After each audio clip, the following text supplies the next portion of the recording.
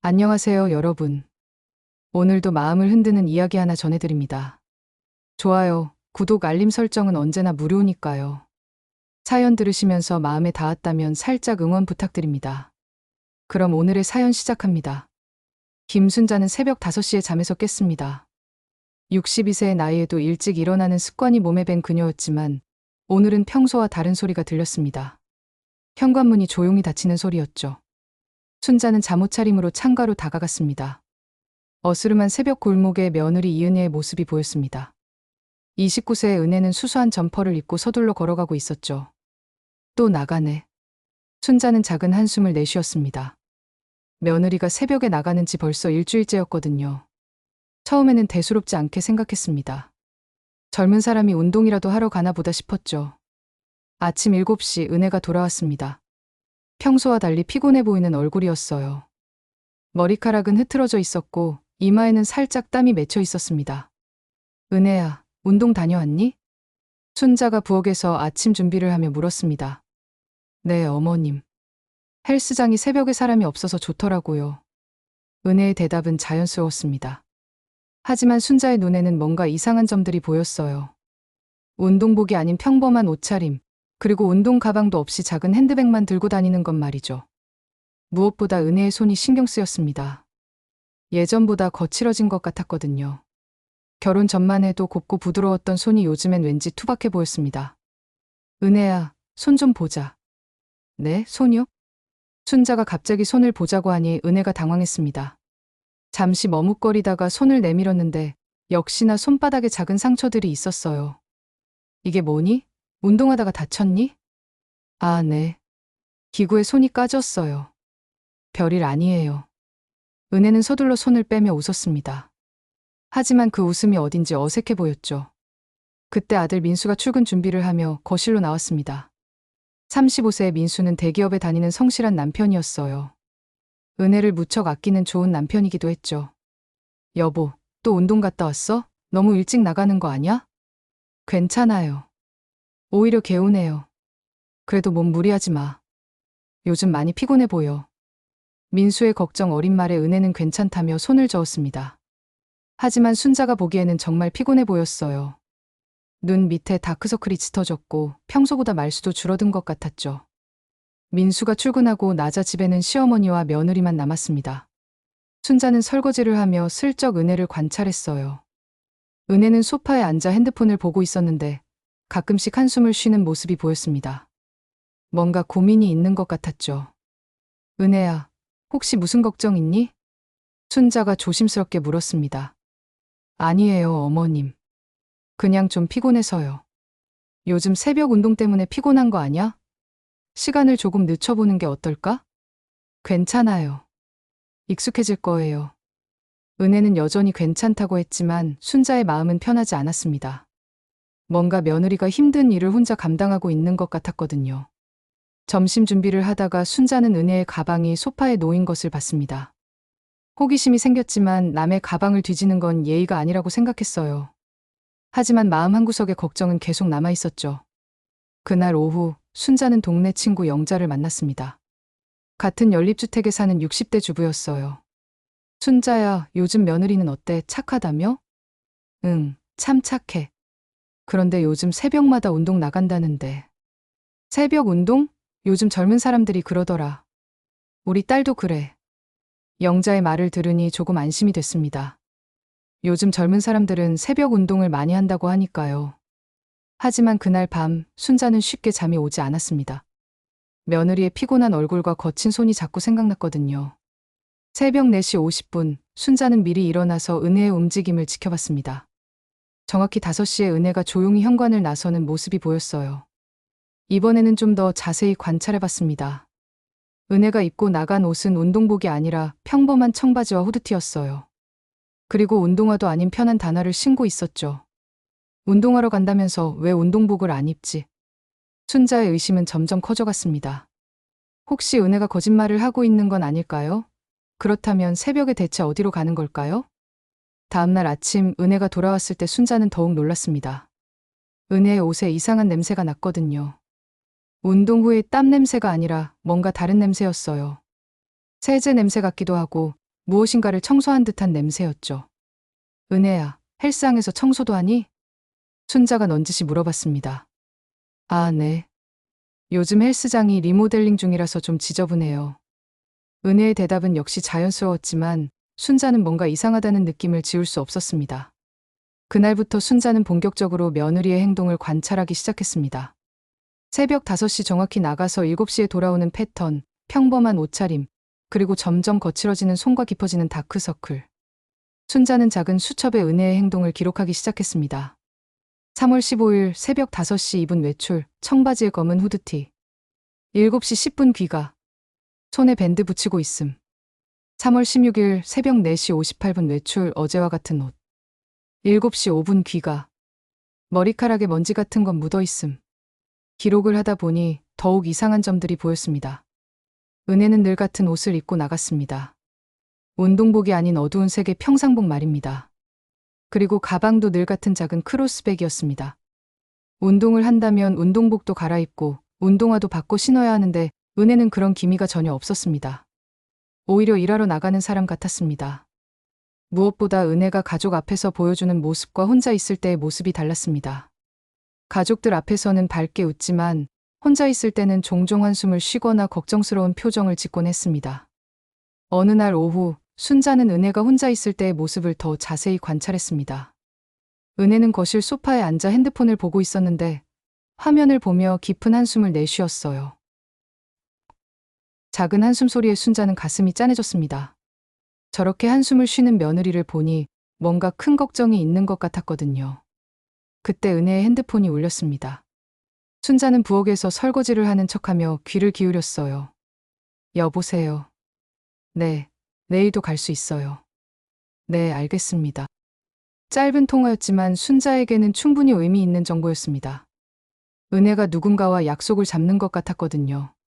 그것도 내일, 아마도 새벽에 말입니다. 통화를 마친 은혜는 또다시 한숨을 내쉬며 손을 들여다봤습니다. 손바닥과 손가락 사이사이에 작은 상처들이 있었습니다. 운동으로 생긴 상처치고는 너무 많았습니다. 그날 저녁 식사 시간 가족들이 모여 앉았습니다. 민수는 회사 일로 조금 늦었지만 세 사람이 함께 저녁을 먹었습니다. 은혜야, 요즘 많이 피곤해 보인다. 운동량을 좀 줄이는 게 어떨까? 민수가 걱정스러운 표정으로 말했습니다. 괜찮아요. 몸이 적응되고 있어요. 그래도 무리하지 마. 너 건강이 제일 중요해. 고마워요. 은혜는 미소를 지었지만 순자가 보기에는 억지로 짓는 미소 같았습니다. 뭔가를 감추려고 애쓰는 것 같았습니다. 식사 후 민수가 샤워를 하러 간 사이 순자는 은혜에게 조심스럽게 물어봤습니다. 은혜야, 헬스장이 어디에 있니? 나도 한번 가볼까 해서. 순간 은혜의 표정이 당황스러워졌어요. 아, 어머님께서는 너무 멀 거예요. 저희 집에서 버스로 30분 정도 걸려요. 30분이나? 왜 그렇게 먼 곳으로 가니? 거기가 24시간이라서요. 새벽에도 열려 있어서 편해요. 은혜의 대답은 그럴듯했지만 순자는 뭔가 이상하다는 느낌을 지울 수 없었어요. 30분이나 걸리는 헬스장을 굳이 새벽에 갈 이유가 있을까요? 그날 밤 순자는 잠자리에 들기 전 은혜의 방 앞을 지나갔습니다. 문틈으로 작은 빛이 새어나오고 있었어요. 은혜가 아직 깨어있는 것 같았죠. 귀를 기울여 보니 은혜가 누군가와 조용히 전화 통화를 하고 있었습니다. 네. 내일도 5시에 갈게요. 힘들긴 하지만 괜찮아요. 네, 알겠습니다. 순자는 가슴이 두근거렸어요. 은혜가 정말로 운동이 아닌 다른 일을 하고 있다는 확신이 들었거든요. 다음날 새벽 순자는 평소보다 일찍 일어났습니다. 4시 30분에 일어나서 은혜의 움직임을 지켜봤어요. 정확히 5시 은혜가 조용히 집을 나섰습니다. 이번에도 어제와 같은 옷차림이었어요. 청바지에 검은 후드티, 그리고 작은 크로스백. 순자는 창문에서 은혜가 골목을 빠져나가는 모습을 지켜봤습니다. 은혜는 버스 정류장 방향으로 걸어갔어요. 평소보다 걸음이 무거워 보였죠. 그날 아침 7시 은혜가 돌아왔을 때 순자는 더욱 놀랐습니다. 은혜의 얼굴에 피로가 역력했고 옷에서는 어제보다 더 강한 세제 냄새가 났어요. 그리고 은혜의 손목에 새로운 상처가 있었습니다. 작지만 선명한 긁힌 자국이었어요. 은혜야, 손목에 뭐가 있니? 아, 이거요? 헬스장 기구에 긁혔어요. 별거 아니에요. 하지만 순자가 보기에 그건 운동기구에 긁힌 상처가 아니었어요. 뭔가 날카로운 것에 긁힌 것 같았죠. 그날 오후 순자는 동네 마트에 장을 보러 나갔습니다. 마트에서 우연히 만난 이웃 김영숙 씨와 이야기를 나누게 됐어요. 순자 씨, 며느리 참 부지런하더라. 새벽마다 일찍 나가던데? 아, 봤어요? 운동하러 간다고 하는데. 운동이라기엔 옷차림이 좀 이상하던데요. 그리고 버스도 시내 방향으로 타더라고요. 영숙 씨의 말에 순자는 깜짝 놀랐어요. 이웃들도 은혜의 새벽 외출을 알고 있었던 거죠. 시내 방향으로요? 네, 새벽 5시 10분 버스 타더라고요. 매일 같은 시간에. 순자는 집으로 돌아오는 길에 계속 영숙 씨의 말을 생각했어요. 시내 방향이라면 헬스장이 아닐 가능성이 높았거든요. 그날 저녁 순자는 민수에게 넌지시 물어봤습니다. 민수야, 은혜가 다니는 헬스장 어디라고 했니? 헬스장이요? 글쎄요, 정확히는 안 들었는데. 집 근처 어딘가라고 했던 것 같은데요. 민수도 은혜가 다니는 헬스장에 대해 자세히 모르고 있었어요. 이상했죠. 아내가 매일 가는 곳인데 관심이 없을 리가 없었거든요. 왜요, 엄마? 혹시 헬스장 같이 다니시려고요? 아니야, 그냥 궁금해서. 그날 밤 순자는 더욱 확신했습니다. 은혜가 헬스장이 아닌 다른 곳에 가고 있다는 것을. 그리고 그 일이 결코 쉬운 일이 아니라는 것을 말이에요. 은혜의 변하는 날이 갈수록 뚜렷해졌습니다. 손만 거칠어진 게 아니라 팔뚝에도 작은 근육이 생긴 것 같았어요. 하지만 헬스장에서 생기는 탄탄한 근육이 아니라 힘든 노동으로 생긴 근육 같았죠. 그리고 은혜는 예전보다 말수가 줄어들었어요. 가족들과 대화할 때도 늘 피곤해하는 기색이 역력했죠. 이 아이가 뭔가 숨기고 있어. 순자는 확신했습니다. 하지만 며느리를 직접 추궁하기는 어려웠어요. 괜한 의심이라면 관계가 나빠질 수도 있었거든요. 그러던 어느 날 순자는 결정적인 장면을 목격했습니다. 은혜가 새벽에 나가기 전 거울 앞에서 손을 유심히 들여다보는 모습이었어요. 그리고 작은 절망의 한숨을 내쉬었죠. 은혜는 거울 속 자신의 모습을 보며 중얼거렸어요.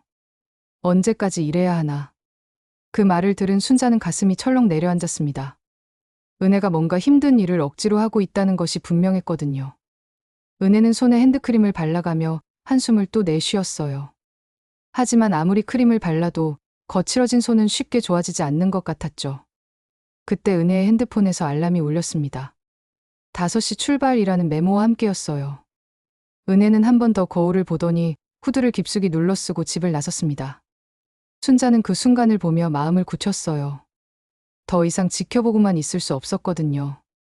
다음 날 순자는 평소보다 훨씬 일찍 일어났습니다. 새벽 4시에 일어나서 은혜보다 먼저 준비를 마쳤어요. 오늘은 꼭 은혜를 따라가서 진실을 확인하기로 했거든요. 62세의 나이에 누군가를 미행한다는 게 우스꽝스럽긴 했지만 며느리를 향한 걱정이 더 컸어요. 만약 은혜가 위험한 일에 휘말려 있다면 어떻게 해야 할지도 생각해봤죠. 순자는 어두운 색 옷을 입고 모자를 푹 눌렀었습니다. 그리고 은혜가 나오기를 기다렸어요. 새벽 4시 55분, 은혜가 조용히 현관을 나섰습니다. 순자는 잠시 기다렸다가 멀찍이 따라 나섰어요. 은혜는 평소와 같이 버스 정류장으로 향했습니다. 순자도 뒤따라가면서 은혜의 행동을 지켜봤어요. 버스 정류장에서 은혜는 5시 10분 버스를 기다리고 있었습니다. 이웃 영숙 씨의 말이 맞았어요. 정말로 시내 방향 버스였죠. 순자는 은혜가 버스에 타는 것을 확인한 후 급히 택시를 잡았습니다. 저 버스 따라가 주세요. 택시 기사가 의아한 표정을 지었지만 순자는 더 이상 설명하지 않았어요. 이런 경험은 처음이라 가슴이 두근거렸죠. 버스는 시내 중심가를 거쳐 대형마트가 밀집한 지역으로 향했습니다.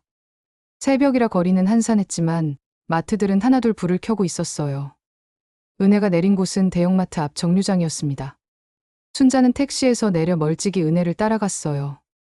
은혜는 마트 정문으로 가지 않고 옆쪽 직원 출입구로 향했습니다.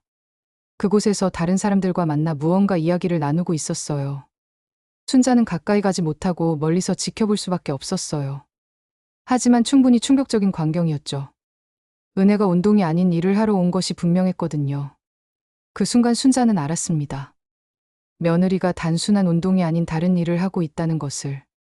그리고 그 일이 결코 쉬운 일이 아니라는 것을 말이에요. 내가 직접 확인해 봐야겠어. 순자는 마음을 먹었습니다. 오늘이 아니면 영영 기회를 놓칠 것 같았거든요. 순자는 마트 주변을 돌아다니며 은혜가 어떤 일을 하는지 확인하기로 했습니다. 새벽 5시, 아직 마트가 열기 전인데 은혜가 여기 온 이유가 뭘까요? 잠시 후 순자는 충격적인 장면을 목격하게 됩니다. 은혜가 청소용품을 들고 마트 안으로 들어가는 모습이었어요. 설마 청소? 순자의 머릿속이 하얗게 변했습니다. 며느리가 새벽마다 청소 일을 하러 나가고 있었던 것일까요? 그렇다면 왜 가족들에게 말하지 않고 혼자서 이런 힘든 일을 하고 있는 걸까요? 순자의 가슴은 걱정과 궁금증, 그리고 미안함으로 가득 찼습니다. 내일이면, 아니, 오늘이면 모든 것이 밝혀질 것이었어요. 순자는 마트 앞에서 망설였습니다. 정말로 며느리를 계속 따라가야 할까요? 하지만 이미 여기까지 온 마당에 돌아갈 수는 없었습니다. 새벽 5시 15분, 대형마트 앞은 생각보다 분주했습니다. 아직 정식 개점 시간은 아니었지만 여기저기서 사람들의 움직임이 보였습니다. 상품을 실어 나르는 트럭들, 일찍 출근한 직원들, 그리고 은혜처럼 일하러 온 사람들이었습니다. 순자는 가슴이 두근거렸습니다. 62세 평생 이런 경험은 처음이었거든요. 누군가를 몰래 따라다니며 감시한다는 것이 이렇게 떨리는 일인 줄 몰랐습니다. 마트 직원 출입구 근처에는 몇 명의 사람들이 모여 있었습니다. 모두 은혜처럼 수수한 옷차림의 중년 여성들이었습니다. 그들과 함께 서 있는 은혜의 모습이 순자에게는 충격적이었습니다. 순자는 자세히 관찰해봤습니다. 은혜와 함께 있는 사람들은 대부분 40대에서 50대로 보이는 아줌마들이었습니다. 모두 평범한 가정주부 같은 차림이었지만 일하러 나온 사람들의 특유한 분위기가 있었습니다. 오늘도 춥네요. 겨울이라 그런지 바닥이 더 더러워져요. 맞아요. 그래도 오늘 하면 이번 주는 끝이니까 힘내요. 은혜 씨는 요즘 어때요? 많이 피곤해 보이던데. 다른 아줌마들이 은혜에게 말을 걸었습니다. 순자는 숨죽이며 그들의 대화를 들었습니다. 괜찮아요. 그냥 집에서 일이 좀 있어서. 집안일이 제일 힘들어.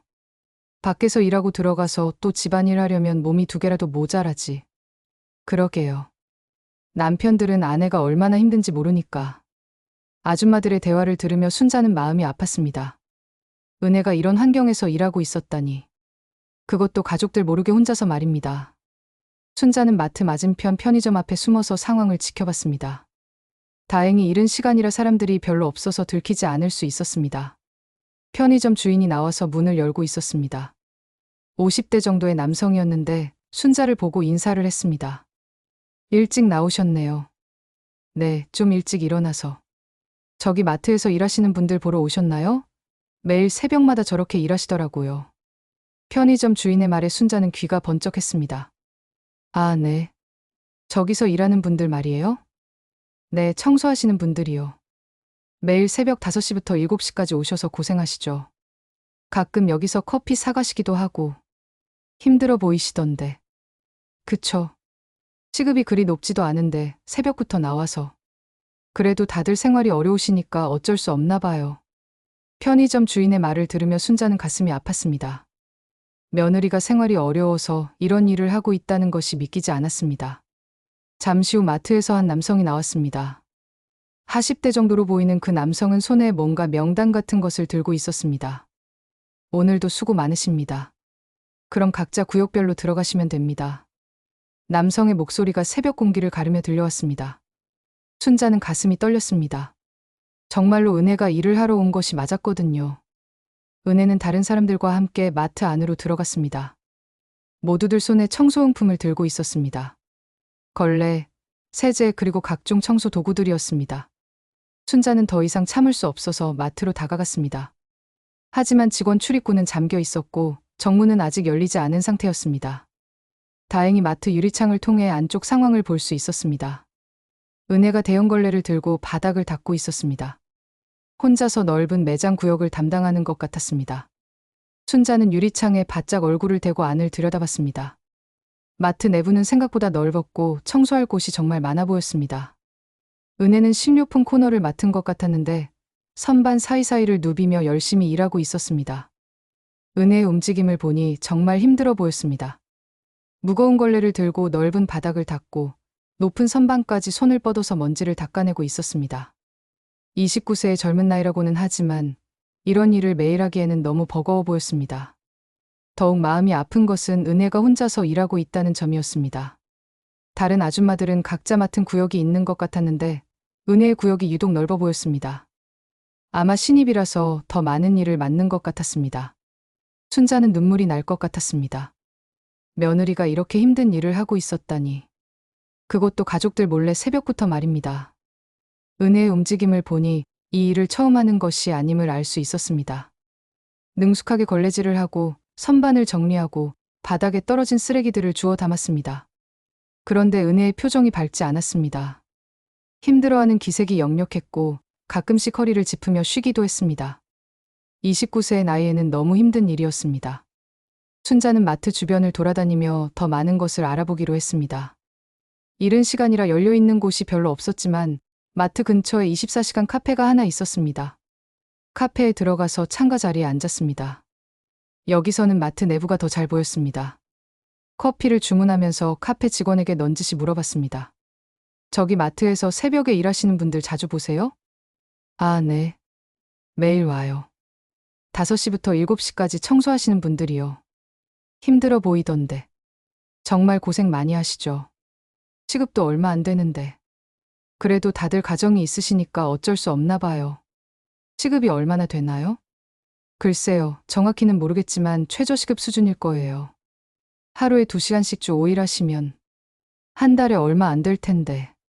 카페 직원의 말을 들으며 순자는 계산해봤습니다. 최저시급이 10,000원 정도라면 하루 2시간씩 주 5일이면 주당 10만 원, 한 달에 40만 원 정도밖에 안 됐습니다. 이런 적은 돈을 위해 은혜가 이렇게 고생하고 있다니. 저기 마트에서 새벽에 청소하시는 분들 많이 계시나요? 아, 네. 매일 새벽 5시부터 7시까지 청소 알바생들이 와요. 대부분 가정주부분들이시더라고요. 아, 그렇군요. 힘들어 보이던데. 그쵸. 시급이 그리 높지도 않은데 새벽부터 나와서 고생하시죠. 그래도 시간이 짧고 일주일에 몇 번만 나오시면 되니까 하시는 것 같아요. 점원의 말을 들으며 순자는 더욱 마음이 아팠습니다. 며느리가 이런 힘든 일을 왜 하고 있는 걸까요? 돈이 필요해서일까요? 순자는 카페에서 1시간 넘게 은혜를 지켜봤습니다. 은혜는 쉬지 않고 계속 일했습니다. 가끔 다른 청소 아줌마들과 이야기를 나누기도 했지만 대부분의 시간은 혼자서 묵묵히 일했습니다. 오전 6시 30분쯤 은혜가 잠시 쉬는 모습이 보였습니다. 마트 한쪽 벽에 기대어서 물을 마시고 있었습니다. 그런데 은혜의 얼굴에 땀이 많이 나 있었고 숨도 가쁜 것 같았습니다. 순자는 가슴이 아팠습니다. 저렇게 힘들게 일하는 며느리를 보고 있으니 참을 수가 없었습니다. 당장 달려가서 은혜를 집으로 데려오고 싶었지만 그럴 수는 없었습니다. 잠시 후 마트에서 관리자로 보이는 남성이 나타났습니다. 40대 정도의 남성이었는데 청소하는 아줌마들을 둘러보며 뭔가 체크하고 있었습니다. 다들 수고 많으십니다. 오늘은 특히 식료품 코너가 더러워서 신경 써주세요. 관리자의 말에 은혜가 고개를 끄덕였습니다. 그리고 다시 열심히 청소를 시작했습니다. 순자는 관리자를 보며 화가 났습니다. 저렇게 어린 며느리에게 힘든 일을 시키고 있다니. 물론 은혜가 자발적으로 선택한 일이긴 하지만 그래도 마음이 편하지 않았습니다. 오전 6시 50분 청소가 거의 마무리되어 가는 것 같았습니다. 은혜는 마지막으로 바닥을 한 번 더 닦고 있었습니다. 정말 꼼꼼하게 구석구석까지 놓치지 않고 청소했습니다. 순자는 은혜의 성실함에 감동했습니다. 힘든 일이지만 대충 하지 않고 정성을 다해서 하고 있었거든요. 역시 우리 며느리다 싶으면서도 한편으로는 이런 일을 시킨 상황이 미안했습니다. 드디어 오전 7시 청소를 마친 사람들이 하나둘 마트에서 나오기 시작했습니다. 은혜도 그중 한 명이었습니다. 은혜의 모습은 집에서 보던 것과 완전히 달랐습니다. 머리카락은 땀으로 젖어 있었고 옷에서는 세제 냄새가 진동했습니다. 무엇보다 얼굴에 깊은 피로가 묻어 있었습니다. 순자는 카페에서 나와서 멀리서 은혜를 지켜봤습니다. 은혜는 마트 앞 벤치에 앉아서 잠시 쉬고 있었습니다. 정말 많이 피곤해 보였습니다. 은혜는 가방에서 물병을 꺼내서 마셨습니다. 그리고 핸드폰을 확인했습니다. 무슨 메시지가 왔는지 화면을 보더니 얼굴이 어두워졌습니다. 순자는 궁금해서 가까이 가고 싶었지만 들킬까봐 멀리서 지켜볼 수밖에 없었습니다. 은혜는 마트 앞에서 다른 청소 아줌마들과 인사를 나눴습니다. 수고하셨어요. 내일 또 봐요.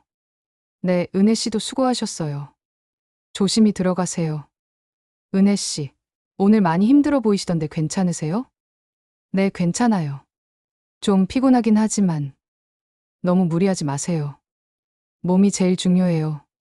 다른 아줌마들의 걱정스러운 말에 은혜는 고맙다며 인사했습니다. 그 모습을 보며 순자는 마음이 복잡했습니다. 며느리가 집에서는 말할 수 없는 이야기를 여기서는 자연스럽게 나누고 있었거든요. 수고하셨어요. 내일 또 봐요. 네, 은혜 씨도 수고하셨어요.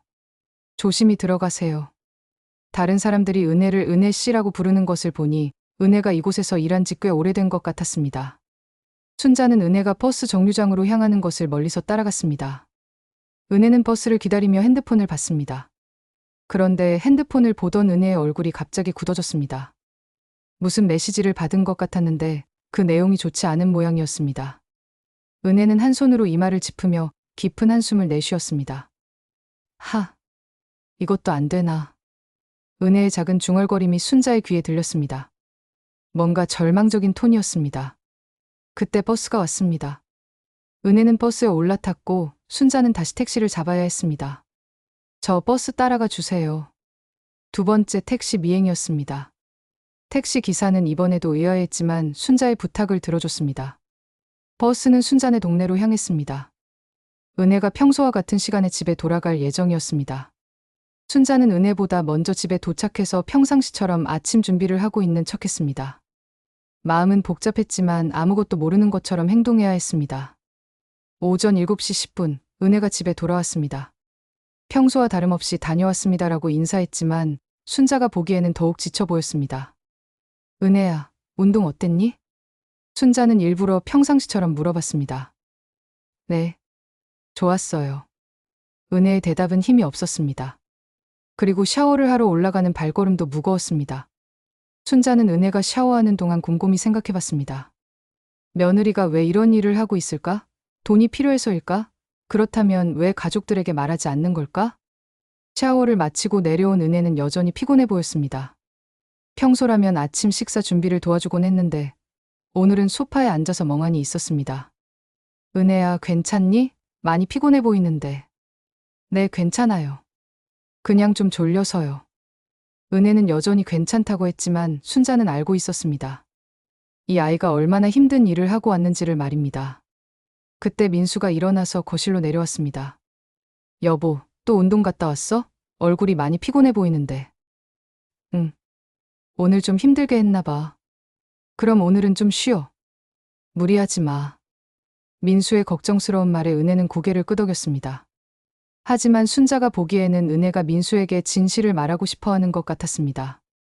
민수가 출근 준비를 하는 동안 순자는 은혜를 유심히 관찰했습니다. 은혜는 자꾸 핸드폰을 확인했고 그럴 때마다 한숨을 쉬었습니다. 은혜야, 혹시 무슨 걱정 있니? 있으면 얘기해봐. 순자가 조심스럽게 물어봤습니다. 아니에요. 별일 없어요. 하지만 은혜의 표정은 전혀 별일 없는 사람 같지 않았습니다. 자꾸 핸드폰을 확인하고 그럴 때마다 한숨을 쉬었습니다. 순자는 은혜가 받은 그 메시지가 무엇인지 궁금했습니다. 분명 좋지 않은 소식이었을 것입니다. 은혜의 표정이 그것을 말해주고 있었거든요. 은혜야, 요즘 뭔가 힘든 일 있는 것 같은데. 나한테 말해봐도 되는데? 순자의 다정한 말에 은혜는 잠시 망설였습니다. 뭔가 말하고 싶어 하는 것 같았지만 쉽게 입을 열지 못했습니다. 어머님, 사실은. 은혜가 말을 시작하려다가 멈췄습니다. 그때 민수가 샤워를 마치고 내려오는 소리가 들렸습니다. 민수 오빠가 오네요. 나중에 얘기해요. 은혜는 서둘러 화제를 돌렸습니다. 하지만 순자는 알았습니다. 은혜가 뭔가 큰 고민을 안고 있다는 것을 말입니다. 민수가 출근하고 나자 집에는 시어머니와 며느리만 남았습니다. 순자는 이때가 기회라고 생각했습니다. 더 이상 돌려서 말할 수는 없었습니다. 순자는 거실 소파에 앉아서 은혜를 불렀습니다. 은혜야, 이리 와서 앉아봐. 은혜는 무슨 일인지 모르겠다는 표정으로 순자 옆에 앉았습니다. 은혜야, 나 오늘 아침에 마트 앞을 지나갔는데 너랑 비슷한 사람을 봤어. 순자가 조심스럽게 운을 뗐습니다. 네? 저랑 비슷한 사람을요? 은혜의 표정이 순간 긴장됐습니다. 목소리도 평소보다 높아졌습니다. 응, 청소하는 것 같던데. 혹시 내가 다니는 헬스장이 그쪽이니? 아, 아니에요. 헬스장은 다른 곳이에요.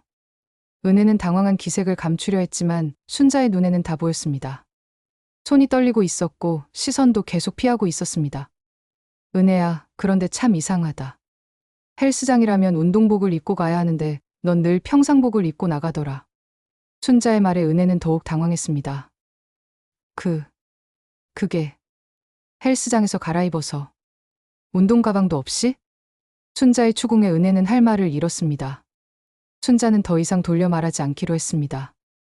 이미 모든 것을 봤기 때문입니다. 은혜야, 솔직히 말해봐. 너 새벽에 청소 일하는 거지? 순자의 직접적인 질문에 은혜는 얼굴이 하얗게 변했습니다. 어머님, 그게 내가 다 봤어. 오늘 아침에 따라갔거든. 순자의 말에 은혜는 더 이상 숨길 수 없다는 표정을 지었습니다. 그리고 눈물이 글썽거리기 시작했습니다. 죄송해요. 어머님. 은혜가 드디어 고백했습니다. 왜 그런 일을 하니? 돈이 필요해서? 순자의 질문에 은혜는 고개를 끄덕였습니다. 네. 돈이 필요해서요. 무슨 돈이 그렇게 급하게 필요한데? 민수한테 말하면 되잖아. 그게 민수 오빠한테는 말할 수 없어요. 은혜의 대답에 순자는 더욱 궁금해졌습니다. 남편에게도 말할 수 없는 돈이라니 대체 무슨 일일까요? 무슨 일인지 말해봐. 혹시 빚이라도 있니? 순자의 물음에 은혜는 한참을 망설이다가 입을 열었습니다. 사실은 민수 오빠가 결혼 전에 친구 보증을 서준 적이 있어요. 보증을? 네. 그 친구가 사업을 한다고 해서. 그런데 그 친구가 사업에 실패하고 잠적해버렸어요. 순자는 가슴이 철렁 내려앉았습니다. 보증 문제는 정말 심각한 일이었거든요. 그래서 민수가 갚아야 하는 거야? 네. 금액이 좀 커요. 3천만 원 정도. 3천만 원이라는 금액에 순자는 깜짝 놀랐습니다. 그런 큰 돈을 혼자서 어떻게 갚으려고 그러니? 민수 오빠가 알면 너무 충격받을 것 같아서. 결혼 전 일이라 오빠도 잊고 있었는데 갑자기 채권자들이 연락이 와서. 은혜의 설명을 들으며 순자는 며느리가 왜 이렇게 혼자 고생하고 있는지 이해할 수 있었습니다.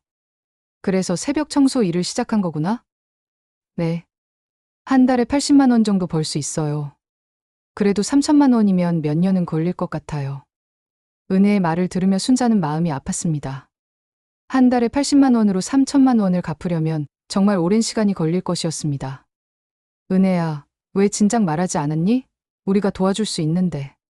죄송해요. 민수 오빠 가족에게 피해를 주고 싶지 않았어요. 은혜의 눈물을 보며 순자는 이 아이가 얼마나 착한지 다시 한번 느꼈습니다. 자신의 일도 아닌데 혼자서 모든 것을 감당하려고 했던 것입니다. 그런데 요즘 더 힘들어 보이던데 혹시 다른 일도 있니? 순자의 질문에 은혜는 또다시 망설였습니다. 사실은 청소 일만으로는 턱없이 부족해서 다른 일도 알아보고 있었어요. 그런데 쉽지 않더라고요. 다른 일이라니? 주말에 할 수 있는 단기 알바나 집에서 할 수 있는 부업 같은 것들요. 은혜가 아침에 받은 그 메시지도 아마 일자리와 관련된 것 같았습니다. 좋지 않은 소식이었을 것입니다. 순자는 며느리의 손을 잡았습니다. 은혜야, 이제 혼자 고생하지 마. 가족이잖아. 하지만 민수한테도 말해야 해. 부부인데 이런 걸 숨기면 안 돼. 은혜는 여전히 망설였습니다. 민수 오빠가 너무 자책할 것 같아서. 자기 때문에 제가 고생한다고 생각하면 은혜의 걱정도 이해할 만했습니다. 민수는 워낙 책임감이 강한 성격이라 이런 일을 알면 정말 자책할 것이었습니다. 그래도 알아야 해. 부부가 함께 해결해야 할 문제야. 순자의 말에 은혜는 고개를 끄덕였습니다. 알겠어요. 오늘 저녁에 말씀드릴게요. 그래, 그리고 우리도 도울 수 있는 건 도와줄게. 아니에요, 어머님. 이미 충분히 도움을 받고 있는데. 뭔 소리야. 가족인데 당연한 거지. 순자의 따뜻한 말에 은혜는 눈물을 흘렸습니다. 그동안 혼자 감당하느라 얼마나 힘들었을지 생각하니 순자도 눈물이 났습니다. 앞으로는 새벽 청소일 그만둬. 몸만 상해. 하지만 돈을. 다른 방법을 찾아보자. 온 가족이 머리를 맞대면 좋은 방법이 있을 거야. 그날 오후 은혜는 처음으로 편안한 표정을 지었습니다. 그동안 혼자 안고 있던 비밀을 털어놓았기 때문이었습니다. 순자도 마음이 한결 가벼워졌습니다. 며느리의 수상한 행동의 이유를 알았을 뿐만 아니라 이 착한 아이가 가족을 위해 얼마나 희생하고 있었는지 알게 됐기 때문입니다. 저녁 시간이 다가왔습니다. 민수가 퇴근하면 은혜가 모든 것을 고백할 예정이었습니다.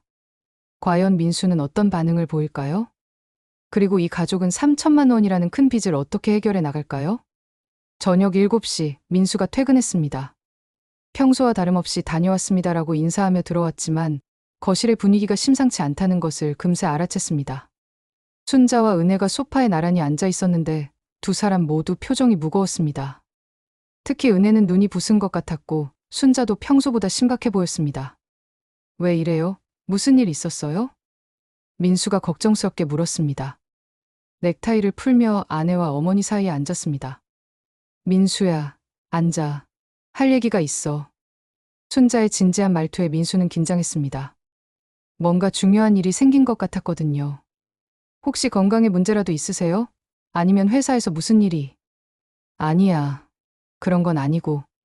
순자는 은혜를 바라봤습니다. 이제 며느리가 직접 말해야 할 때였습니다. 은혜는 한참을 망설이다가 입을 열었습니다. 오빠, 사실 제가 숨긴 게 있어요. 숨긴 게? 민수는 더욱 당황했습니다. 아내가 자신에게 숨긴 것이 있다니 무슨 일일까요? 저 요즘 새벽에 운동 간다고 했잖아요. 응, 헬스장 간다고 했지.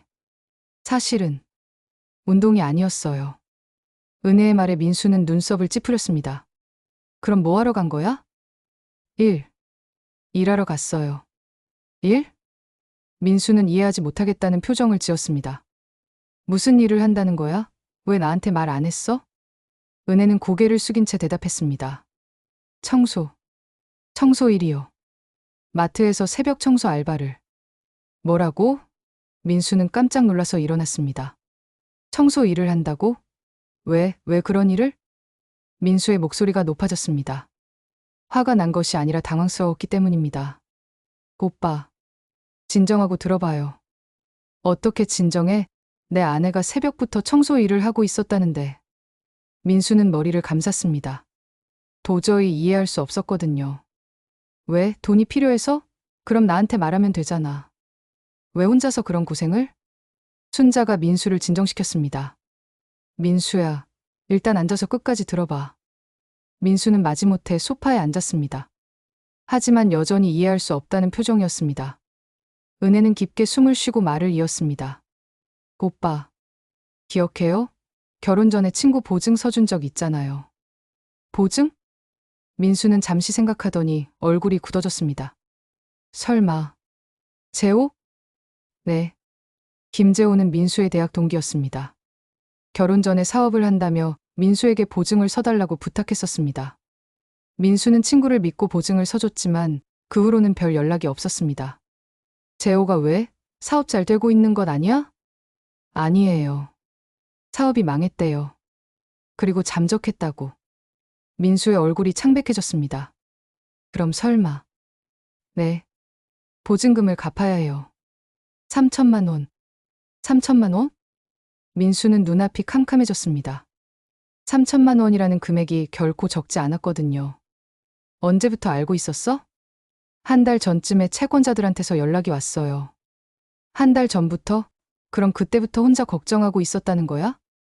은혜는 고개를 끄덕였습니다. 민수는 머리를 양손으로 감쌌습니다. 아내가 한 달 동안 혼자서 이런 큰 걱정을 안고 있었다니. 왜 말 안 했어? 왜 혼자서 그런 고민을? 오빠가 너무 자책할까봐. 그리고 오빠 가족에게 피해를 주고 싶지 않았어요. 피해라니? 당연히 내가 갚아야 할 돈인데 무슨 피해야? 민수의 목소리에 자책이 묻어 있었습니다. 그래서 새벽 청소 일을 시작한 거야? 네. 한 달에 80만 원 정도 벌 수 있어서요. 80만 원으로 3천만 원을? 그럼 몇 년이 걸려? 민수는 계산해보니 더욱 절망스러웠습니다.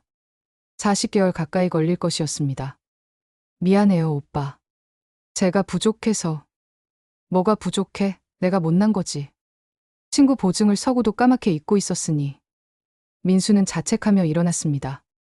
내가 내일 당장 회사에 대출 신청을 해볼게. 3천만 원 정도는. 민수야. 순자가 아들을 불렀습니다. 너무 성급하게 굴지 마. 일단 정확한 상황부터 파악해보자.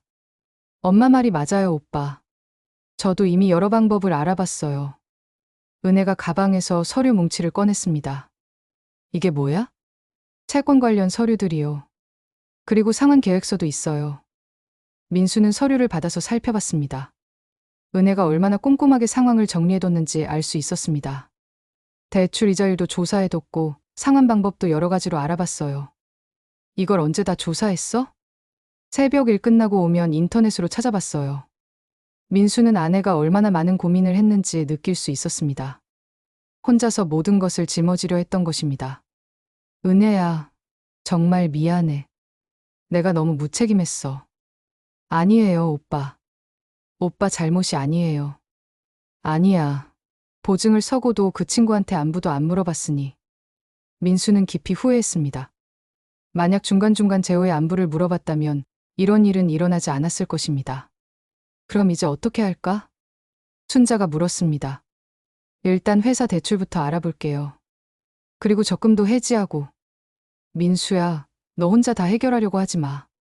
그럼 어떻게 해요? 우리가 함께 해결하자. 가족이잖아. 순자의 말에 민수와 은혜가 어머니를 바라봤습니다. 어머니도 조금은 도울 수 있어. 적금이 좀 있거든. 아니에요, 어머님. 어머님 돈을 쓸 수는 없어요. 왜 안 돼? 가족인데. 하지만 어머님 노후 자금인데. 에이, 뭔 소리야. 자식이 어려운데 부모가 도와주는 게 당연하지. 순자의 따뜻한 말에 은혜는 또 눈물을 흘렸습니다. 그리고 민수야, 너도 성급하게 대출받지 말고 천천히 계획을 세워보자. 네, 알겠어요. 그때 민수가 갑자기 무언가 생각난 듯 말했습니다. 잠깐, 재호 연락처는 아직 살아있나? 아마도요. 채권자들이 연락하고 있다고 하니까. 그럼 내가 직접 연락해 볼게. 상황이 어떻게 된 건지 정확히 알아야 해. 하지만 이미 잠적했다고. 그래도 연락은 해봐야지. 무작정 돈만 갚을 수는 없어. 민수의 말이 맞았습니다. 재호가 정말 어떤 상황인지, 그리고 다른 해결 방법은 없는지 알아봐야 했습니다. 그리고 은혜야, 청소 일은 그만둬. 하지만 안 돼. 더 이상 그런 고생시킬 수 없어. 민수는 단호했습니다. 대신 우리가 함께 다른 방법을 찾아보자. 더 좋은 방법이 있을 거야. 은혜는 남편의 진심을 느낄 수 있었습니다. 알겠어요. 하지만 저도 뭔가 할 수 있는 일을 찾아볼게요. 그래. 하지만 몸 상하는 일은 안 돼. 그날 밤 가족 3명은 늦게까지 이야기를 나눴습니다. 3천만 원을 갚을 수 있는 현실적인 방법들을 찾아보았습니다. 일단 내가 회사 대출을 받을 수 있는지 알아볼게. 1천만 원 정도는 가능할 것 같아. 그리고 나도 적금 해지하면 500만 원 정도는 될 거야. 순자도 자신이 도울 수 있는 방법을 제시했습니다. 어머님, 정말 괜찮으세요? 그럼 이럴 때 쓰라고 모아둔 돈이야. 그럼 남은 1,500만 원은 어떻게 하죠? 은혜가 물었습니다. 분할로 갚으면 돼. 월 200만 원씩 갚으면 1년이면 다 갚을 수 있어. 200만 원이요? 그럼 저도 일을 해야. 응. 하지만 새벽 청소 같은 힘든 일 말고 다른 일을 찾아보자. 민수는 아내가 더 이상 고생하는 것을 원하지 않았습니다. 제가 주간에 할 수 있는 일을 찾아볼게요. 사무직이나 판매직 같은. 그래, 그게 좋겠어. 몸에 무리가 안 가는 일로. 다음 날부터 가족들은 바쁘게 움직였습니다. 민수는 회사에서 대출 상담을 받았고 순자는 은행에서 적금 해지 절차를 밟았습니다. 은혜는 청소 일을 그만두고 대신 주간 일자리를 알아보기 시작했습니다. 무엇보다 민수는 재호에게 연락을 시도했습니다. 처음에는 전화를 받지 않았지만 계속 연락한 끝에 마침내 통화에 성공했습니다. 재호야, 나 민수야. 민수야, 미안해. 정말 미안해. 재호의 목소리에는 죄책감이 가득했습니다. 상황이 어떻게 된 거야? 정확히 말해봐.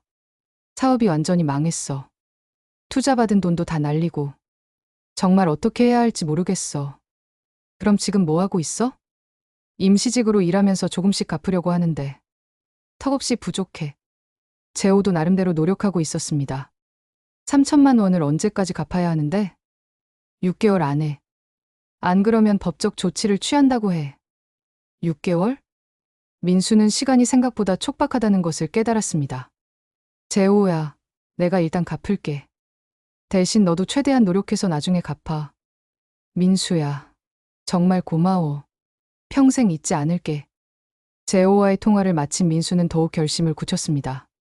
어떻게든 6개월 안에 이 문제를 해결해야 했습니다. 일주일 후 민수는 회사 대출 승인을 받았습니다. 1,200만 원까지 가능했습니다. 순자도 적금을 해지해서 800만 원을 마련했습니다. 그리고 은혜는 동네 마트에서 주간 계산원 일자리를 구했습니다. 새벽 청소보다는 훨씬 나은 조건이었습니다. 이제 2천만 원은 마련했네. 민수가 계산해봤습니다. 남은 1천만 원은 어떻게 하죠? 그건 내가 추가 대출을 알아볼게. 다른 은행에서도 가능할 거야. 하지만 추가 대출은 쉽지 않았습니다. 이미 대출이 있는 상태에서 더 받기는 어려웠거든요. 그럼 어떻게 하죠? 은혜가 걱정스럽게 물었습니다. 그때 순자가 제안했습니다. 우리 집을 담보로 대출받는 건 어떨까? 어머니, 그건 너무 위험해요. 위험하긴 하지만 다른 방법이 없잖아. 하지만 집까지 걸 수는 없어요. 민수도 반대했습니다. 그럼 일단 2천만 원부터 갚고 나머지는 분할로 협상해보자. 다행히 채권자들이 분할 상환에 동의했습니다. 2천만 원을 즉시 상환하고 나머지 1천만 원은 1년에 걸쳐 월 100만 원씩 갚기로 했습니다. 휴, 이제 좀 숨통이 트이네. 민수가 안도의 한숨을 내쉬었습니다. 정말 다행이에요. 은혜도 마음이 한결 가벼워졌습니다. 6개월이 지났습니다. 가족들의 노력으로 빚 문제는 거의 해결됐습니다. 은혜는 마트에서 성실하게 일하며 가정경제에 보탬이 되고 있었습니다. 무엇보다 이 일을 통해 가족들의 유대감이 더욱 깊어졌습니다. 어려운 일이 있을 때 서로 솔직하게 이야기하고 함께 해결해 나간다는 것을 배웠습니다. 은혜야, 그때 혼자 고생하지 말고 진작 말했으면 좋았을 텐데. 미안해요, 오빠. 앞으로는 뭐든 이야기할게요. 나도 친구들과의 약속을 더 신중하게 해야겠어. 민수도 이번 일을 통해 많은 것을 배웠습니다.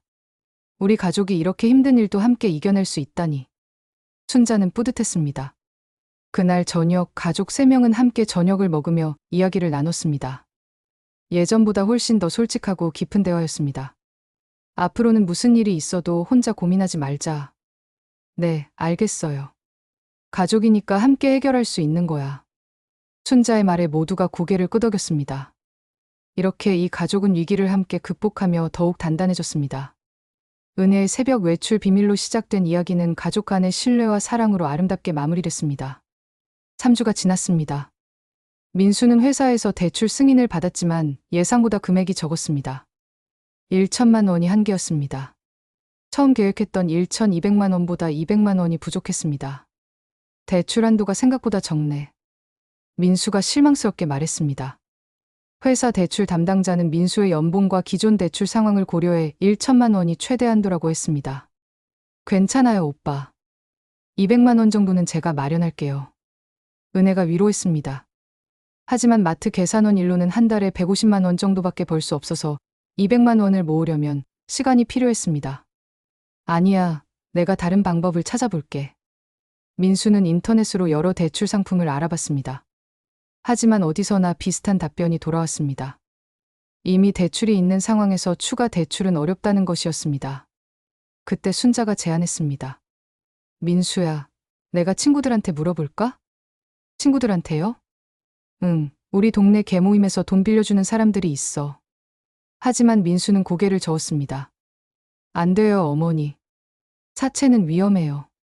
사채가 아니라 그냥 지인들이야. 이자도 은행보다 낮게 해준다고 하던데. 그래도 개인적으로 돈 빌리는 건 좋지 않아요. 민수는 가족 이외의 다른 사람들에게 피해를 주고 싶지 않았습니다. 그러던 중 뜻밖의 도움이 왔습니다. 민수의 직장 선배인 김 과장이 상황을 듣고 도움을 제안한 것입니다. 민수야, 내가 200만 원 정도는 빌려줄 수 있어. 선배님, 정말요? 응, 급한 거니까 언제든지 갚으면 돼. 김 과장은 민수가 평소 성실하고 신뢰할 만한 후배라고 생각했기 때문에 기꺼이 도움을 주겠다고 했습니다. 정말 감사합니다. 꼭 갚겠습니다. 에이, 뭔 소리야. 서로 도우면서 사는 거지. 이렇게 해서 2천만 원이 마련됐습니다. 민수의 대출 1천만 원, 순자의 적금 800만 원, 김 과장의 도움 200만 원이었습니다. 하지만 문제가 또 생겼습니다. 채권자들이 갑자기 태도를 바꾼 것입니다. 분할 상환은 안 됩니다. 일괄 상환만 가능해요. 채권자는 처음 약속과 달리 3천만 원을 한 번에 갚으라고 요구했습니다. 처음에는 분할도 된다고 하셨잖아요. 민수가 항의했지만 소용없었습니다. 상황이 바뀌었어요. 다른 채무자들도 있고 법적 절차를 밟아야 해서요. 민수는 막막했습니다. 아직 1천만 원이 부족한 상황에서 일괄 상환을 요구받으니 어떻게 해야 할지 모르겠었습니다. 집으로 돌아온 민수는 가족들에게 상황을 설명했습니다. 일괄 상환이라니. 어떻게 하죠? 은혜가 걱정스럽게 물었습니다. 1천만 원을 더 마련해야 하는데. 민수도 답답했습니다. 그때 순자가 조용히 말했습니다. 민수야, 집을 담보로 대출받자. 어머니, 그건 정말 위험해요. 하지만 다른 방법이 없잖아. 순자는 이미 결심을 굳힌 것 같았습니다. 집값이 1억 정도 되니까 1천만 원 대출은 충분히 가능할 거야. 하지만 만약 갚지 못하면 집을 잃을 수도 있어요. 그래도 지금 당장 이 문제를 해결하는 게 중요해. 순자의 말에 민수와 은혜는 고민에 빠졌습니다. 집을 담보로 잡는다는 것은 정말 큰 결정이었거든요. 어머님, 정말 괜찮으세요? 혹시 나중에 문제가 생기면. 괜찮아. 우리 모두 열심히 일하면 갚을 수 있어. 순자는 며느리와 아들을 믿었습니다. 그럼 한번 알아볼까요? 민수가 마지못해 동의했습니다. 다음날 민수와 순자는 은행에 갔습니다. 집을 담보로 한 대출 상담을 받기 위해서였습니다. 집값 감정평가를 받아보시면 정확한 대출 한도를 알 수 있습니다. 은행 직원의 안내에 따라 감정평가를 신청했습니다. 일주일 후 결과가 나왔습니다. 집값은 9천만 원으로 평가됐고 대출 한도는 6천만 원이었습니다. 1천만 원을 빌리는 데는 전혀 문제가 없었습니다. 그럼 대출 신청을 할까요? 순자가 물었습니다. 네, 해야죠. 민수는 마음이 무거웠지만 어쩔 수 없었습니다. 대출 신청 후 3일 만에 승인이 났습니다. 이제 3천만 원을 모두 마련할 수 있게 됐습니다. 드디어 해결됐네. 민수가 안도의 한숨을 내쉬었습니다. 정말 다행이에요. 은혜도 마음이 한결 가벼워졌습니다. 하지만 순자는 다른 걱정이 있었습니다. 이제 매달 대출 상환금이 많아질 텐데. 기존 민수의 대출금과 새로 받은 주택담보대출을 합치면 월 상환금이 200만 원 가까이 됐습니다. 괜찮아요, 어머님. 저도 일하고 있으니까 충분히 갚을 수 있어요. 은혜가 자신 있게 말했습니다. 그래도 무리하지 마. 순자는 며느리가 또 무리할까봐 걱정됐습니다. 드디어 채권자에게 3천만 원을 갚는 날이 왔습니다. 민수는 은행에서 받은 현금을 들고 약속 장소로 갔습니다. 확인했습니다. 이제 모든 채무가 정리됐네요. 채권자가 영수증을 건네주며 말했습니다. 정말 끝난 건가요? 네, 완전히 정리됐습니다. 민수는 믿기지 않았습니다. 드디어 이 악몽 같은 일이 끝났다는 것이. 집으로 돌아온 민수는 가족들에게 소식을 전했습니다. 다 끝났어요. 완전히 정리됐어요. 정말요? 은혜가 기뻐하며 물었습니다. 네, 이제 더 이상 걱정하지 않아도 돼요. 그날 저녁 가족들은 오랜만에 편안한 마음으로 저녁을 먹었습니다. 그런데 이제 진짜 중요한 건 대출금 갚는 거야. 순자가 현실적인 이야기를 꺼냈습니다. 맞아요. 월 200만 원씩 갚아야 하니까. 민수의 월급이 300만 원 정도였기 때문에 200만 원은 부담스러운 금액이었습니다. 제가 더 열심히 일할게요. 은혜가 다짐했습니다. 아니야, 무리하지 마. 천천히 갚으면 돼. 하지만 은혜는 이미 마음을 정했습니다. 가족을 위해 더 많은 기여를 하고 싶었거든요. 다음 주부터 은혜는 마트 일 외에 주말에 추가 아르바이트를 시작했습니다. 카페에서 주말 알바를 하기로 한 것입니다. 은혜야, 너무 무리하는 거 아냐? 민수가 걱정했습니다. 괜찮아요. 주말만 하는 거니까 별로 힘들지 않아요. 하지만 일주일에 6일을 일하는 것은 쉽지 않았습니다. 은혜는 점점 피곤해 보였습니다. 한 달이 지났습니다. 첫 번째 대출 상환일이 다가왔습니다. 이번 달 상환금 200만 원 준비됐어? 순자가 물었습니다. 네, 제 월급 150만 원과 은혜 수입을 합치면 충분해요. 은혜는 마트 일과 카페 알바로 한 달에 200만 원 정도를 벌고 있었습니다. 다행이네. 그럼 생활비는? 제 월급에서 100만 원 정도면 생활비로 충분할 것 같아요. 민수는 계산해봤지만 빠듯했습니다. 하지만 어쩔 수 없었습니다. 첫 번째 상환을 무사히 마친 후 가족들은 조금 안심했습니다. 이 정도면 할만하네. 민수가 말했습니다. 하지만 두 번째 달부터 문제가 생기기 시작했습니다. 은혜가 무리해서 일하다가 몸이 안 좋아진 것입니다. 은혜야, 얼굴이 너무 창백해 보이는데. 순자가 걱정스럽게 말했습니다. 괜찮아요. 그냥 좀 피곤한 것 같아요. 하지만 은혜는 계속 무리했습니다. 마트에서 8시간, 카페에서 6시간씩 일하며 거의 쉬지 않았습니다. 결국 3개월째 은혜가 쓰러졌습니다. 마트에서 일하다가 갑자기 어지러워하며 앉아버린 것입니다. 은혜 씨, 괜찮으세요? 동료들이 걱정스럽게 물었습니다. 네. 잠깐 어지러워서요. 하지만 은혜는 계속 일하려고 했습니다. 오늘은 일찍 가세요. 몸이 안 좋아 보여요. 마트 매니저가 은혜를 집으로 보냈습니다. 집에 온 은혜를 본 순자는 깜짝 놀랐습니다. 이게 뭐야? 얼굴이 왜 이렇게 하얗니? 괜찮아요, 어머님. 그냥 좀 피곤해서요. 피곤한 게 아니라 몸이 안 좋은 것 같은데. 병원 가봐야겠어. 순자는 은혜를 억지로 병원에 데려갔습니다. 과로로 인한 영양실조 증상이 있네요. 충분한 휴식이 필요합니다. 의사의 진단을 들은 순자는 화가 났습니다. 은혜야, 왜 이렇게 무리를 해? 돈이 그렇게 중요해? 죄송해요, 어머님. 빨리 빚을 갚고 싶어서. 빚보다 건강이 더 중요해. 그날 저녁 민수가 퇴근하자 순자는 아들을 불렀습니다. 민수야, 은혜가 몸이 안 좋대. 네? 뭐가 문제예요? 과로라고 해. 일을 너무 많이 해서. 민수는 깜짝 놀랐습니다. 아내가 무리하고 있다는 것을 몰랐었거든요. 은혜야, 왜 말 안 했어? 괜찮다고 생각했어요. 괜찮을 리가 있어? 주말 알바 그만둬. 하지만 그럼 돈은 내가 어떻게든 해결할게. 민수는 아내의 건강이 더 중요하다고 생각했습니다. 정말 괜찮을까요? 월 200만 원을 갚으려면. 일단 은혜 건강부터 회복하고 생각하자.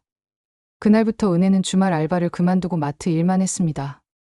수입은 줄었지만 건강을 회복하는 것이 우선이었습니다. 하지만 수입이 줄어들자 생활이 더 빠듯해졌습니다. 대출 상환금 200만 원을 내고 나면 생활비가 부족했습니다. 이번 달은 좀 힘들겠네. 민수가 걱정스럽게 말했습니다. 내가 용돈을 아껴볼게. 순자도 최대한 절약하려고 했습니다. 그때 뜻밖의 소식이 들려왔습니다. 재호가 연락을 해온 것입니다. 민수야, 나 이번에 새로운 일자리를 구했어. 정말? 어떤 일인데? 물류회사에서 정규직으로 일하게 됐어. 월급도 나쁘지 않고. 재호의 소식은 희망적이었습니다. 그럼 이제 너도 돈을 갚을 수 있겠네. 응, 한 달에 50만 원씩이라도 갚을게. 정말 미안해. 재호가 월 50만 원씩 갚기로 약속했습니다. 비록 적은 금액이지만 도움이 됐습니다. 6개월이 지났습니다. 재호의 도움과 가족들의 노력으로 대출금을 꾸준히 갚아나가고 있었습니다. 무엇보다 이 과정에서 가족들의 관계가 더욱 돈독해졌습니다. 처음에는 어떻게 될까 걱정했는데 이제는 할만하네. 민수가 안도하며 말했습니다. 맞아요.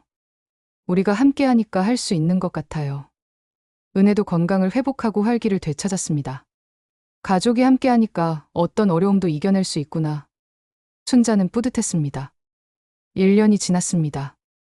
대출금의 상당 부분을 갚았고 재호도 약속을 지켜 꾸준히 돈을 갚고 있었습니다. 이제 조금씩 여유가 생기는 것 같아. 민수의 말에 가족들이 웃었습니다. 정말 힘든 시간이었지만 우리가 함께 이겨냈네. 은혜는 그동안을 돌아보며 감회가 새로웠습니다.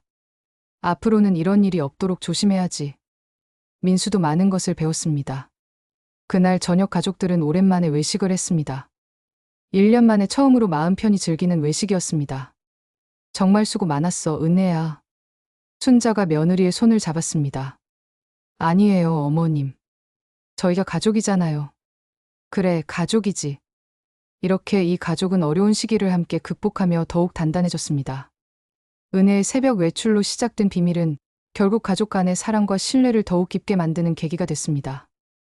1년 6개월이 지났습니다. 이제 대출금의 절반 이상을 갚았고 가족들의 생활도 안정을 찾아가고 있었습니다. 은혜는 건강을 완전히 회복했고 마트에서의 일도 승진해서 팀장이 됐습니다. 은혜야, 정말 대단하다. 1년 만에 팀장까지 되다니. 민수가 자랑스럽게 말했습니다. 처음엔 힘들었지만 이제는 일이 재미있어요. 은혜는 마트 일에 완전히 적응했을 뿐만 아니라 뛰어난 능력을 인정받고 있었습니다.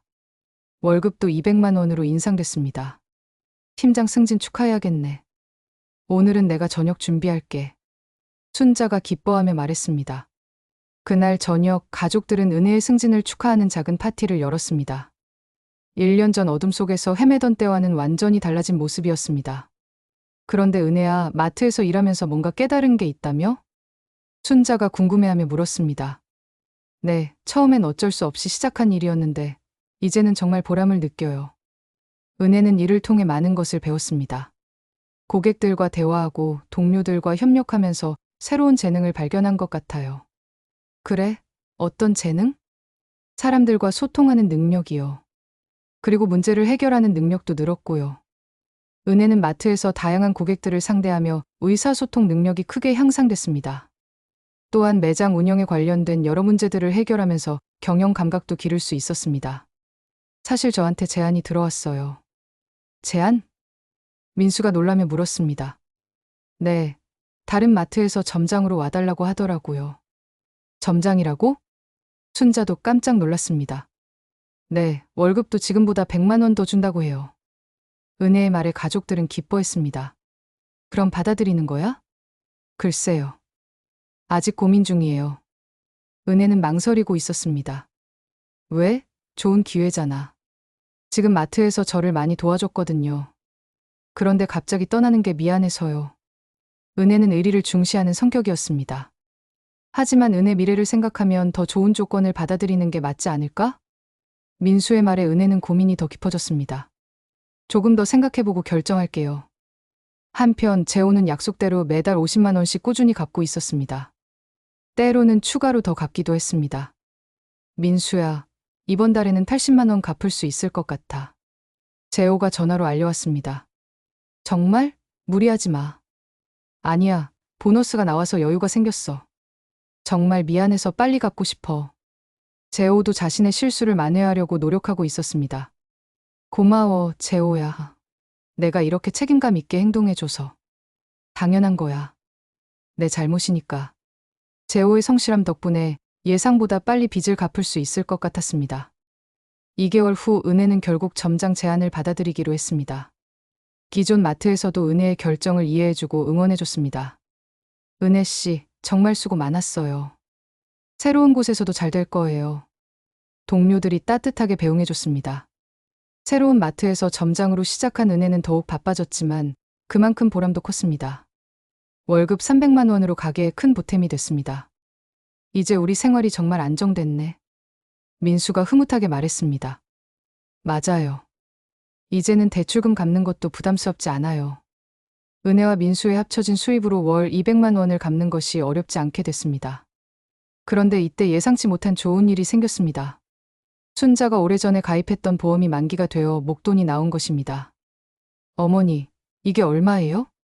민수가 통장을 보고 놀랐습니다. 2천만 원이야. 20년 동안 넣었더니 이만큼 됐네. 순자도 예상보다 많은 금액에 놀랐습니다. 어머니, 이 돈으로 대출을 한 번에 갚으면 어때요? 은혜가 제안했습니다. 그래도 될까? 어머니 노후 자금인데. 괜찮아. 어차피 매달 갚을 돈이니까 미리 갚는 게 나을 것 같아. 순자의 결정으로 남은 대출금을 모두 상환하기로 했습니다. 드디어 모든 빚을 갚는 날이 왔습니다.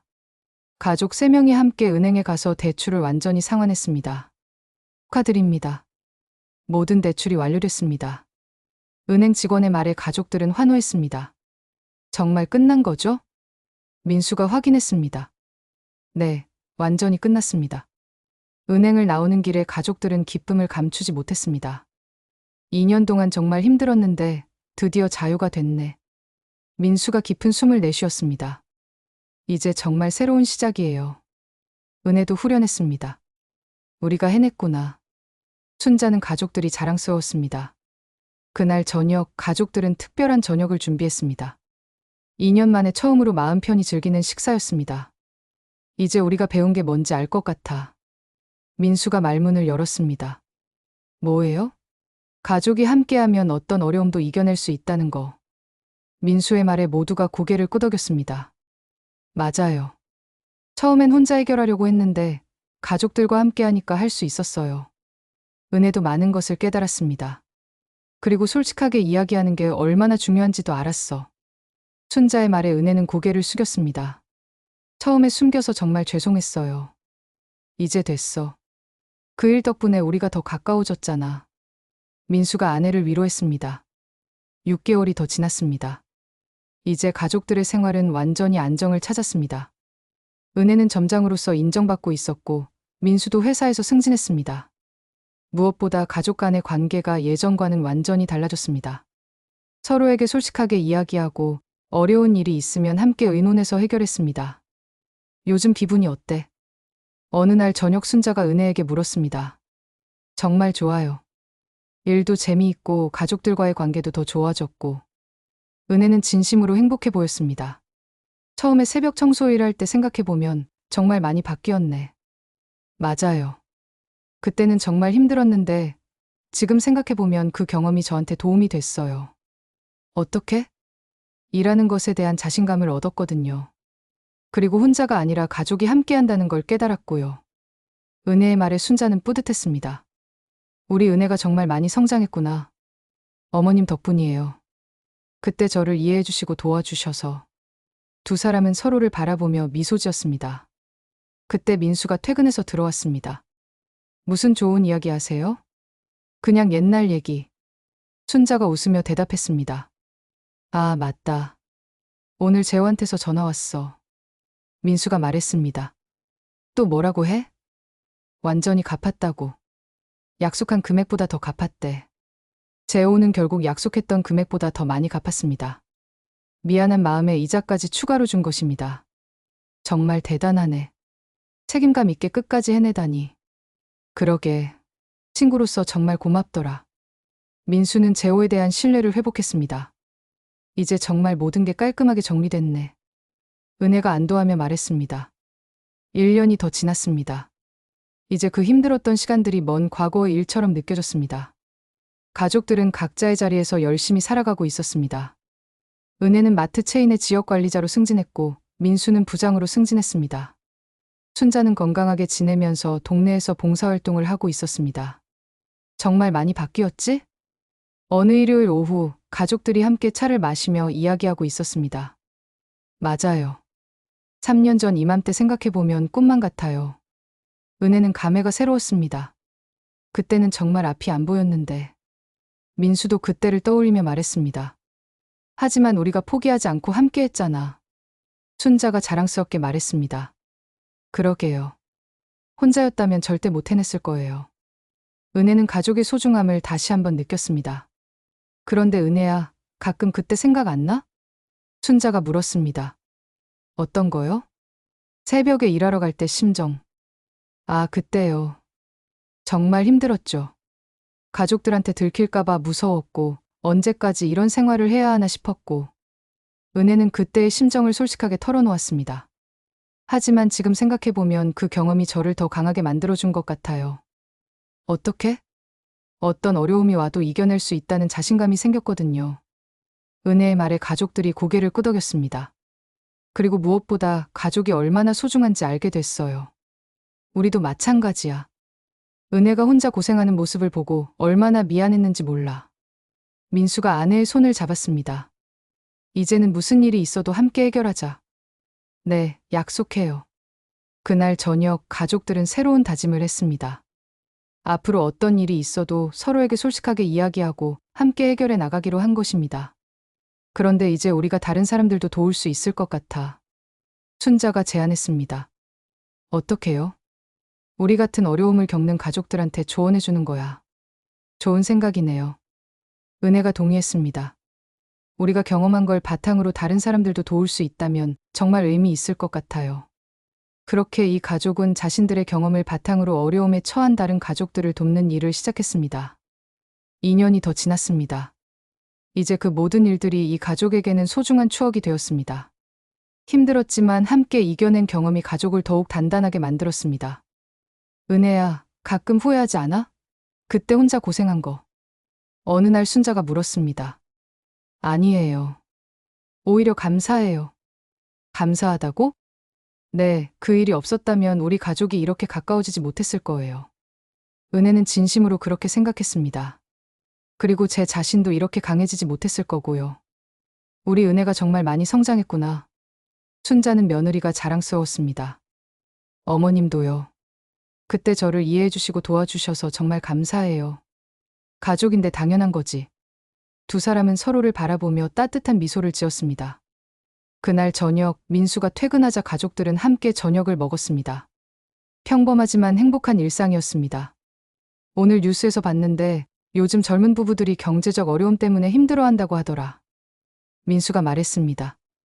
우리도 그랬었지. 은혜가 공감했습니다. 그런 사람들한테 우리 경험을 나눠주면 도움이 될까? 물론이지. 우리가 이겨낸 만큼 다른 사람들도 할 수 있어. 순자가 격려했습니다. 이렇게 이 가족의 이야기는 해피엔딩으로 마무리됐습니다. 은혜의 새벽 외출 비밀로 시작된 이야기는 가족 간의 사랑과 신뢰, 그리고 함께 어려움을 이겨내는 소중한 경험으로 끝났습니다. 힘들었던 시간들이 있었지만 그 모든 것이 이 가족을 더욱 단단하게 만들었습니다. 그리고 이제 그들은 자신들의 경험을 바탕으로 다른 사람들도 도우며 살아가고 있습니다. 가족이란 무엇일까요? 이 이야기는 우리에게 그 답을 보여줍니다. 가족은 서로의 비밀을 감싸주고 어려움을 함께 나누며 끝까지 포기하지 않고 함께 걸어가는 사람들입니다. 은혜의 새벽 외출은 더 이상 비밀이 아닙니다. 그것은 이제 이 가족의 소중한 추억이자 그들을 더욱 강하게 만든 경험이 되었습니다.